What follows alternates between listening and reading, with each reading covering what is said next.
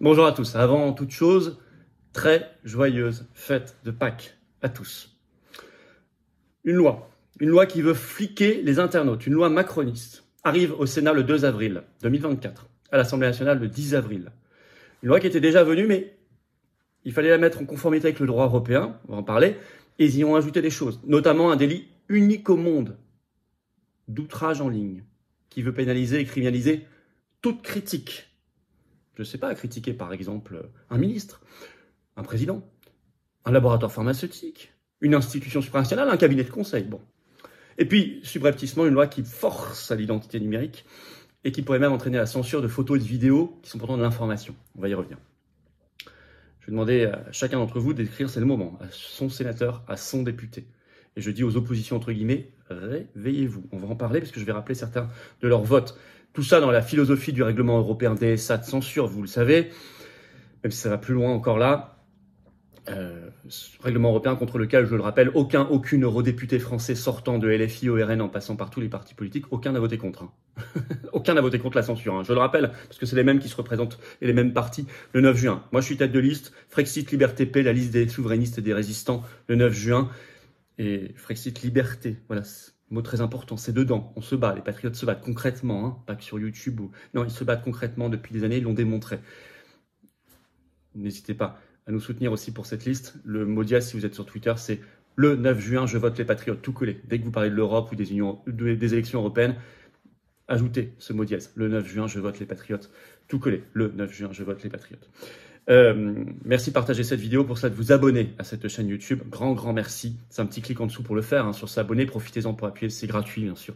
Vous appuyez sur la petite cloche à côté, comme ça vous êtes notifié dès qu'il y aura une future vidéo, un futur direct automatiquement. Et puis vous le savez, les algorithmes de YouTube vont mieux tourner, les vidéos seront mieux recommandées si vous êtes abonné plutôt que pas abonné à la chaîne.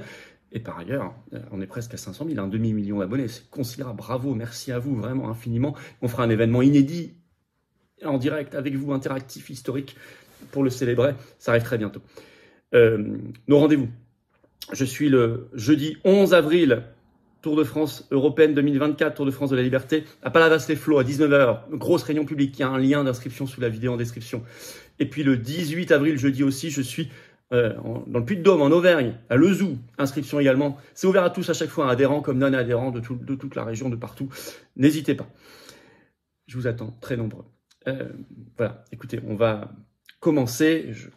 D'ici là, je veux que vous incitez à adhérer ou faire un don au mouvement. C'est très important, j'en parlerai en fin de vidéo, particulièrement pour nous soutenir à financer ces élections européennes qui coûtent plus d'1 million d'euros et pour rejoindre la dynamique. Vous pouvez venir justement comme adhérent ou réadhérent et donateur, et tout ça c'est défiscalisé de vos impôts. Tous les liens pour le faire sont sous la vidéo en description, vous verrez dès maintenant, et sur notre site les-patriotes.fr, il y a aussi le programme pour les européennes d'ailleurs, j'y reviens tout à l'heure. Alors, l'outrage en ligne, la loi dictatoriale de la Macronie. On n'est pas surpris, dans l'ADN de la Macronie, il y a la tyrannie, hein. Il y a un climat très liberticide dans ce régime. En plus, l'Union européenne pousse derrière. Et là, il y a une loi qui n'est pas totalement nouvelle, mais dans ces nouvelles moutures de la loi, plus grave. Alors, d'abord, la dinguerie. La dinguerie, c'est quoi? Il y a toute une étude de Mediapart qui est sortie le 29 mars. Le titre, un nouveau délit menace la liberté d'expression sur Internet. C'est clair. Avec le chapeau qui résume tout, que je vais vous lire, hein. Il est très court. Le Parlement s'apprête à créer un délit d'outrage en ligne, c'est entre guillemets, c'est le vrai nom, hein, passible d'1 an de prison. Cette infraction au contour flou, quand c'est flou, il y a un loup, pourra être également sanctionnée d'une amende forfaitaire. Loin de lutter contre le seul cyberharcèlement, ça c'est l'argument officiel, elle punira des propos tenus en ligne sur des critères très larges. Alors, l'Assemblée nationale, ça arrive le 10 avril en plénière. Le Sénat avance là, même le 2 avril. C'est la loi SREN, sécuriser et réguler l'espace numérique, pour l'adopter définitivement, hein. Alors, on parle de condamnation à 1 an de prison, 3 750 € d'amende, avec évidemment une implication et une folie très large. Je vous lis un autre extrait de l'enquête de Mediapart. Cette nouvelle infraction punira d'1 an et de 3 750 € d'amende. Je cite, c'est écrit comme ça dans la loi. Le fait de diffuser en ligne tout contenu qui soit porte atteinte à la dignité d'une personne ou présente à son égard un caractère injurieux, dégradant ou humiliant, soit crée à son encontre une situation intimidante, hostile ou offensante. C'est ça, le problème, il est là, dans cette phrase-là. Soit crée à son encontre une situation intimidante, hostile ou offensante.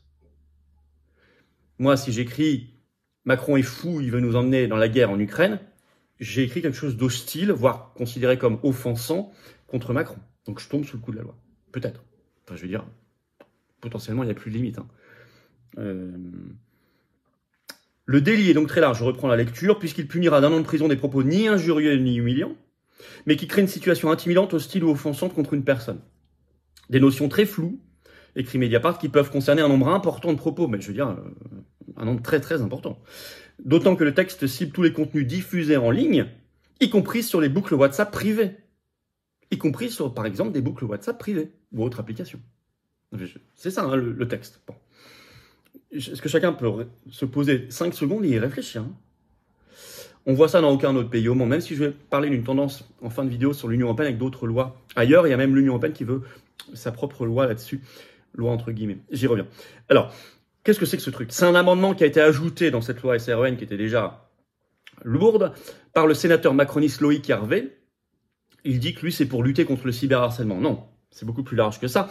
Les avocats alertent, hein, dans l'article de Mediapart, par exemple, maître Toufik Bounzenouna, spécialisé en droit de la presse, il déclare, je le cite, « La notion de situation intimidante, hostile ou offensante renvoie au ressenti de la personne visée par les propos. Elle est très subjective.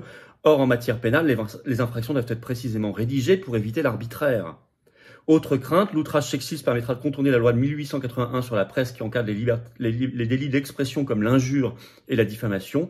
Certaines injures pourront ainsi être poursuivies au titre de la loi de 1881 et au titre de l'outrage en ligne. Or, la loi de 81, 1800, prévoit des règles spéciales pour protéger la liberté d'expression, ce qui ne sera pas le cas ici. Autre problème.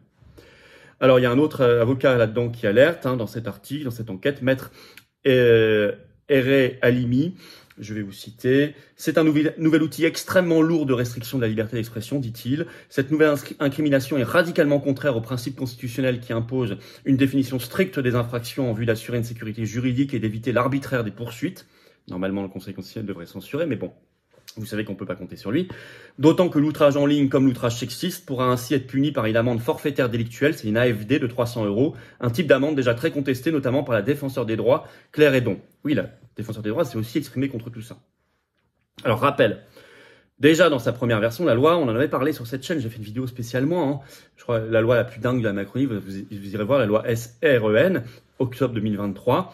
Mais à l'époque, il y avait le même article, c'était l'article 5 bis, mais il avait finalement été retiré par les députés en séance. Et là, il revient. Et il revient en plus après un compromis, après le Sénat, entre le Sénat et l'Assemblée, j'y reviens. Donc c'est pour ça qu'il pourrait passer. Alors, à l'époque, l'Assemblée avait adopté le texte sans cet article 5 bis, c'était le 27 octobre 2023, et le Sénat l'avait adopté dès le mois de juillet 2023. Bon, bravo à nos oppositions, entre guillemets.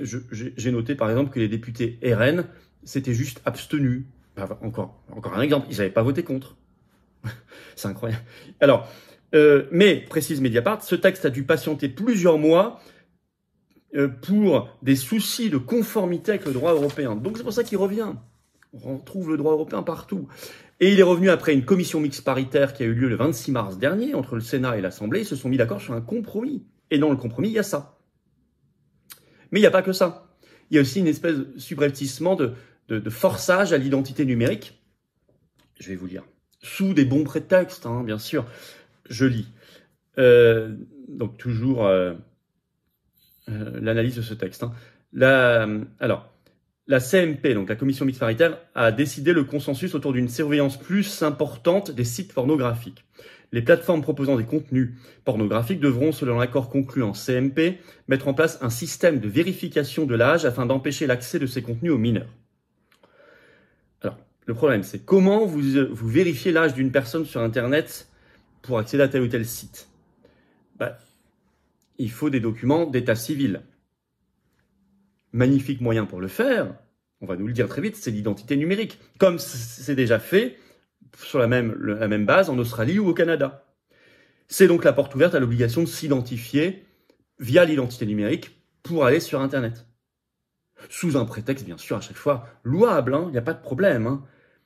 Et vous savez, l'identité numérique, c'est la voie vers le crédit social. La boucle est bouclée. Mais il y a aussi une autre disposition qui peut entraîner la censure d'informations sur les vidéos et les photos, puisque la commission mixte paritaire a également décidé de permettre à titre expérimental, je cite la loi, le retrait rapide et effectif par la plateforme Pharos des contenus présentant des actes de torture et de barbarie particulièrement odieux et dont la diffusion doit être empêchée. Ok, là aussi, on se dit c'est bien, ça protège les enfants, les âmes sensibles, etc. Oui, mais par exemple, si on veut nous montrer ce qui s'est passé le 7 octobre, puis à Gaza depuis des mois,